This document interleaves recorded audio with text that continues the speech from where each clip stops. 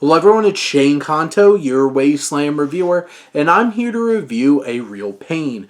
And this is from writer, director, and star Jesse Eisenberg as one cousin and a pair of cousins, also the other cousin played by Kieran Culkin, as they go on a journey to Poland in the aftermath of their grandmother's death to go on this Holocaust tour and, see where she came from. And this journey is very powerful. It's well directed by Eisenberg. It's really well shot. There's a crispness to it. Just the choices in terms of what Michael Dymick, the cinematographer, does in bringing this film to life. And, how they frame it, the distance of it, capturing what they're trying to see. There's one particular sequence that is so incredibly well put together where they go to a concentration camp. And the choice of certain times without music, without any kind of really sounds, it's very harrowing and haunting in many ways. The way that it's edited and the way that it will cut to something that just hits that impact.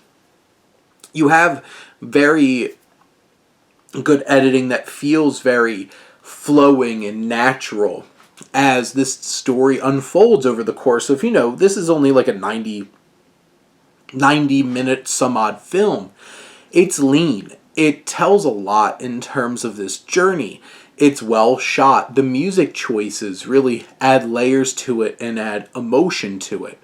And this film, as my friend Matt of the Movie Club mentioned as we were watching this, gives off very much of this, felt a little Blue Jasmine-y by the end. And for me, it made me realize, hey, this really does kind of have that Woody Allen kind of feel to it in terms of how the camera works, how the sound is, how the editing is, how it's all put together. And I think Eisenberg's really channeling something there specifically. Eisenberg is delivering a strong performance in the same way that you expect him, with his little idiosyncrasies and his little tics that he has as he's going through. And there's definitely some moments where you really get some emotion out of him, some frustration. There's one particular moment where he's expressing his feelings about his cousin. Kieran Culkin is a revelation. There's just an energy, a dynamic, a charisma that he brings that is so dynamic. And his character, Benji, has that kind of personality. He's the one that, will grab anybody in the room and become friends with them. And it's that very different dynamic between David and Benji, Eisenberg and Culkin, and how they approach things in a very different way that breeds some conflict, it breeds some drama. And there's some strong moments, really strong writing of these conversations that process these things. There's some little bit of shocking moments in terms of what they've been through and some of the emotional baggage that they're carrying. I think the supporting cast, particularly Jennifer Grey, plays this middle-aged woman, this new divorcee who Benji develops this connection with.